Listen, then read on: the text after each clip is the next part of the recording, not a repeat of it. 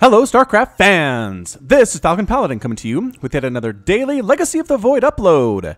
This is a game between Monstercat and Neuro on Ruins of Endion. In the bottom right side of the map, we have the red Zerg player. It is Neuro, representing Exile 5. And in the bottom left side of the map, we have the blue Protoss player who chose random to get into this game. It is Monstercat, representing Mocat. So again, going random on the GM ladder, very brave. Very brave of Monstercat here. Monstercat is also the name of a Twitch channel that consistently plays music that you can use as the background of casts and things. And they don't care if you do because there are no licenses on them. So go check them out on Twitch. Just search Monstercat on Twitch. Listen to their music and you'll know what I'm talking about. Alright, Neuro. Whoops, something about his arm. I missed part of that there. Anyway, they were having a discussion. Maybe you saw what it was better than I did. But either way, it's a ZVP on Ruins of Endion. I don't think I've actually cast a single game that was ZVP on this map yet. It is very new to the ladder pool. You have this 2-player map, which looks like a 4-player map, but no, you can't spawn up here in these corners at all. You actually can only spawn in the bottom left and bottom right. The quickest path to get your opponent is through these rocks. Knock down these rocks, head across, knock down these rocks, head across, boom, here you are. But in the early game, that is nigh impossible. You can't knock down those rocks fast enough to really do any damage. So rushes are really hard because you have to go all the way around here. As you can see, this probe did just up and over and down. I guess, I mean, it's not super long, but at the same time, it is a little bit farther of a distance. So what we usually see is players at some point will knock these rocks down, and this becomes the battleground. This becomes where most of this stuff happens. So we'll see if that's going to be the case here on Ruins of Endion. This is a potential third people can take. Zergs usually won't take it here just because they have to knock down these rocks to do so. They usually don't have the troops to pull that off quite yet.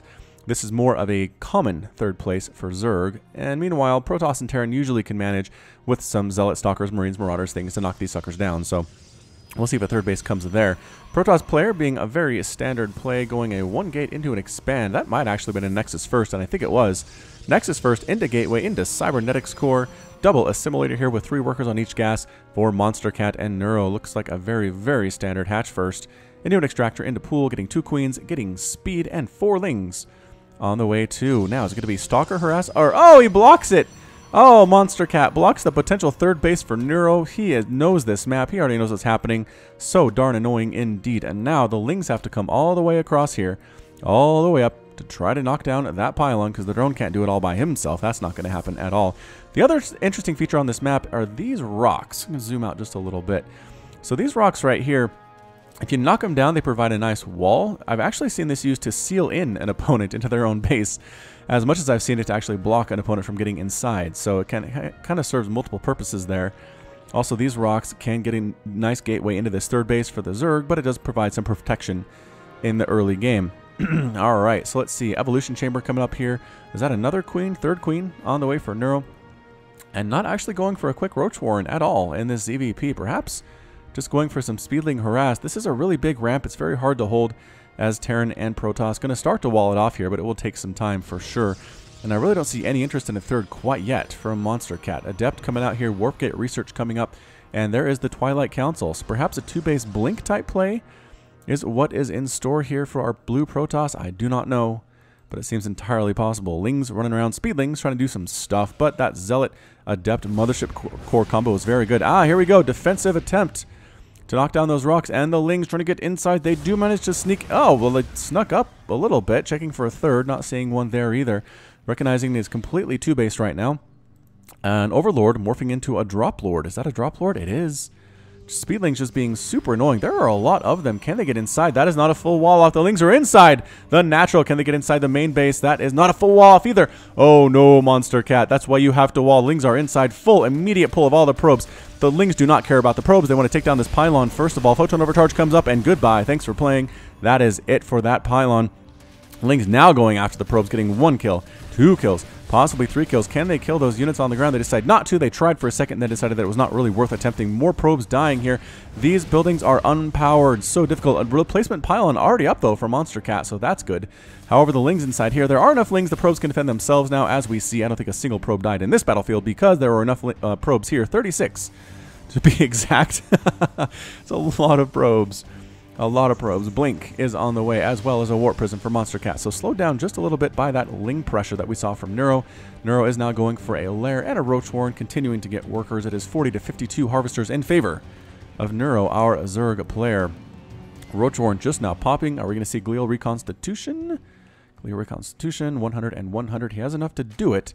Not sure if he's planning on making enough roaches to actually make that worth it, though. There is a drop lord up here.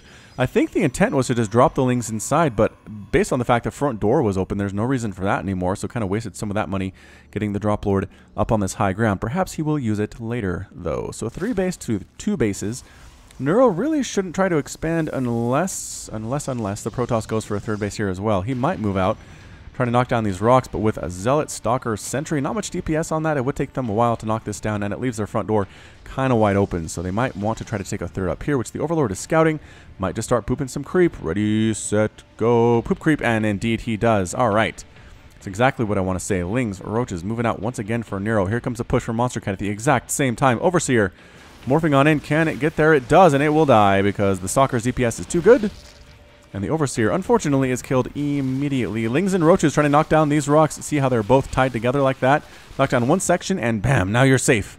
Temporarily, there are 2 rock formations that can be killed to get through here by Monstercat. Monstercat might actually just try to get up here instead, and he is. Looks like he's targeting that 3rd base.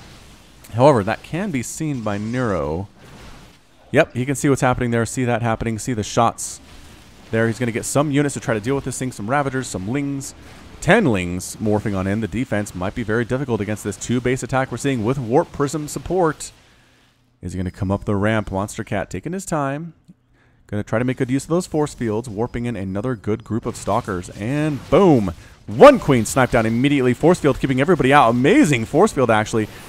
Oh, using the Corrosive Bile to knock down the force field. Look at that. Lings on top of everything. Another force field. Not the greatest one I've ever seen in my entire life. More Corrosive Bile being tossed on down, but this is a lot of Stalker and a lot of Sentry. Sentries in the front immediately get evaporated, though. They're gone. All that's left here are these Blink Stalkers. Blink Stalkers pretty good, actually, against Roaches and Ravagers like this. However, there just might be too many to do this. No, the Stalkers actually look like they might win this battle. Lings are kind of trickling in 2 by 2, but that's not really enough. That's a larger group. That's exactly what Neuro needed there, was a large group of Speedlings. Hit right on top of these guys. Great blinking back, though. Amazing blinking back. The Stalkers are trying to take down that Warp Prism. Can they get it? Corrosive Bile landing. Nice hit there. And the Warp Prism does get taken out by the Queens. Queens here. 1 kill on that one. Very happy indeed. And somehow, Neuro holds that. Monstercat in full retreat is 102 to 69 at total supply. And the Roaches and the Ravagers decide to head on back home. Nothing much happening else here. There's a macro hatch coming up.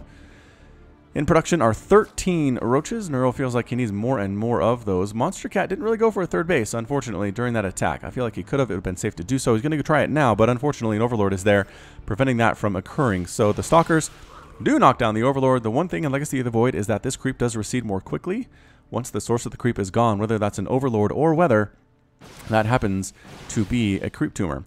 But yeah, you notice how fast it's just disappearing there. The time it takes to actually wait for that to disappear is just so much better now for Terran and Protoss players. Not a huge deal at all.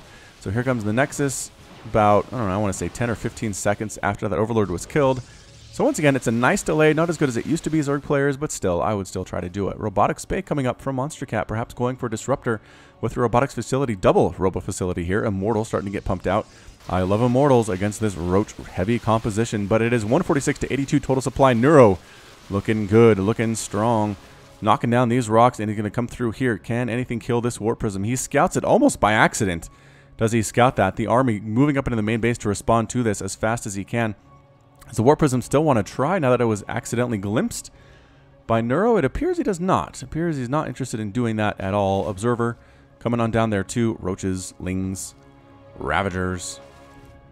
4th base now popping for Neuro. Doesn't even bother taking this one.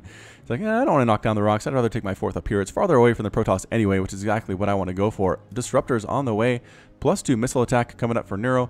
And a Forge. Actually starting some upgrades now is our blue Protoss player. Blue Toss, I guess you could call him. Trying to find some stuff to do is the Warp Prism. Dodging Corrosive Biles always seems to be a good pastime. Heading on north, perhaps warping in right here. This is where it was before when it set up that attack, but this is so many units, so many Roaches, so many Ravagers with the +1 attack, +2 on the way. Spire coming up, Hydralisk Den just about to complete 2 here for Neuro.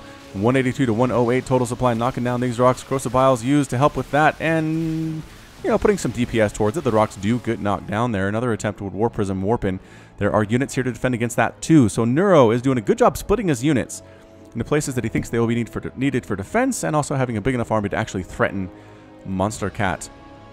Roach checking to see what this Warp Prism doing. Might just try to follow it on the ground as best as he can. And the army heading up north. I remember what I said about splitting? Not entirely sure that's the case, actually. Yeah, it is fun to see units try to follow flying units from the ground. They like run sideways and backwards, and it's just a weird animation sequence that you see there. As long as the Warp Prism doesn't hold still, I think it's going to be okay. Holding still means the Ravagers can go ahead and corrosive it to death, but as it stands, not a huge problem. Taking an extractor there, is Neuro, and knocking down the rocks on the other side. Turnabout is, as always, fair play. Monstercat up to 133 total supply, but Neuro just maxed out. Neuro is maxed out on this Roach Ravager Ling composition. Spire about to finish. Ooh, Disruptor shot. Getting 10 kills there. That was a lot of dead Lings. And is that a Nidus? Nidus coming up in the back of the main base with a drop here of Roaches. So Roach is taking out a ton of workers here. Where is the army there? Splitting back. Some coming all the way back home to try to defend against this. The Roach drop super darn effective. And the Nidus pops out too. What is in this Nidus? 100 gajillion Lings. Look at how many Lings there are here. 4 pages. Is this just 4 pages? Oh, good snipe. Good snipe by Monstercat. Does manage to take down the Nidus. I think he will be able to hold this off here with the Mothership Core. With a Photon Overcharge getting shots off here too. Against the Roaches. Not many Roaches here left whatsoever. But it is 15 workers killed by Neuro. And 50 to 55 workers overall for Neuro. So splitting back, I don't know, Monstercat might be given enough time to actually get back into this game. He's still making Disruptors. Some really good Purification Nova shots could actually do a lot of work here. Purification Nova does 145 splash damage, an additional 55 shield damage to nearby ground units and structures. Takes 2 seconds before it explodes. And once again, the Warp Prism not really doing a whole lot right now for Monstercat. I feel like maybe you should warp in some Zealots or something, but if you're being followed by these many units, kind of hard to pull that one off. I suppose maybe just flying this way would get rid of them. I don't know how this works. Another Knight is coming up here with some Changelings, watching guard over it, because that's all they can do. They can't actually attack anything. And yeah, Neuro just holding back. He has units kind of spread across his half of the map. Creep spread here, right in the middle. Trying to make sure nothing happens without him knowing about it, although this path is pretty much unchecked except for the Nidus Swarm. So here come the Purification Novas. 1, 2. Is that enough to kill a Nidus? It is. Hey! Monstercat has done that before. He set out exactly 2 Purification Novas, took down the Nidus Worm, exploded it before anything else could happen. Everybody pops out of the Nidus Worm. Those Lings say, "Ah, we wanted to go on a trip. We wanted to go on a trip and we couldn't." Hydralisk Den being changed into a Lurker Den, or rather morphed into one. +1 Flyer Carapace coming out too. Are there any flying units in the air? There are 12. There are 12 Mutas. Where are those guys? Lings? Mutas. Ah, here we go. Being aggressive. That's exactly what Mutas are for. They're not great for base defense, but they are dart fast out in the open field. They should take down that Warp Prism. Small group of Ling trying to get a run by here, but nope, gets spotted immediately. Blinked on top of. They might all just die, actually. They're trying to come in, but there are enough Stalkers here with the +1 attack to take them out. Force Fields keeping them alive. Zealots not really making a difference. There we go. The Zealots helping now here too, but a big attack by Neuro up on the top. Goodbye, Pylons. Taking out Gateways. Destroying the Mothership Core with a Corrosive Bile there too. A small attack here with Lings trying to get rid of that Gateway, and the Nexus I think is very, very short for this world. 199 to 147 total supply and production. 11 more Mutas here for Neuro. Pushing up the ramp. Ravagers, Roaches taking out a Disruptor before a single Nova can be put off. They're trying to get inside the main base. This army trying to kill what they can. Neuro's fairly fractured at this point, although this base is completely lost. Monstercat is down to 2 total bases right now. Immortal putting in work, does have a single kill, and doesn't even get one there either. A lot of stuff happening in the main base. Mutas flying in, trying to take down Stalkers before they can even get warped on in, but this is a lot of Stalker with a +1 attack. Mutas do manage to back on out. Can the remaining Roaches and Ravagers take down this Nexus before anything else happens? I don't think so. Purification Nova gets a nice big hit there. 4 kills on that Disruptor. And it is still officially 2 bases. Income tab is 9 to 52 workers in favor of Neuro. 14 minutes into this game, Neuro is expanding once again, and I think this might just be an educational experience for Protoss on why you need to harass. You really need to harass early, or else this happens. Protoss, or eventually Zerg just gets a huge worker economy, gets a lot of bases up on you, and then can just pretty much go mass Muta, can go for mass Lurker, going for more and more Mutas here. Unless you have Phoenix out, you're in a bit of a spot of trouble there. And the muta count is continuing to grow. He has 42 mutas, 5 more in production. He's going to have over 50 Mulisks in this game against a very stalker-heavy composition, but there aren't that many stalkers. 24 exactly. Lings, great force fields, keeping the Lings out of it. Purification Nova's coming out, trying to kill what they can. Good dodge, though. Good dodge. Are the mutas enough to actually take care of this? I think they might be. There are just too many mutas with the +1 Carapace, +1 Flyer on the way here, but I don't know that it actually really matters. The stalkers are dying. A lot of dead mutas here, too, but that's it. A GG from Monstercat. Monstercat is defeated, Neuro's victorious, and Monstercat has left the game. Yeah, once again, it just came down to Monstercat not really harassing super well. Didn't really even do anything. There were some attempted Warp Prism harasses down here that got spotted by accident. That was bad luck. But from there, did have that one big attack off that 2-base that did do some damage. Neuro managed to hold it, albeit very, very closely. Monstercat did not expand behind that, was stuck on the 2 bases, had to expand to 3rd, which meant Neuro could expand up here, and that was it. I mean, that was kind of the key moment in the game when Monstercat hadn't expanded and just kind of let Neuro do whatever he wanted. A pressured Zerg is a less able Zerg. That's what I always say. So that's it for me. Congratulations to Neuro. Congratulations to Monstercat, but Exile 5 takes the win today. So that's it for me. This has been Falcon Paladin with yet another daily Legacy of the Void upload. Go ahead and hit that like button. Hit the subscribe if you like what you saw and what you heard today. You can also catch me on Twitter and Facebook, both at /Falcon Paladin. And until next time, as always, thank you so much for watching, and you take care of yourself.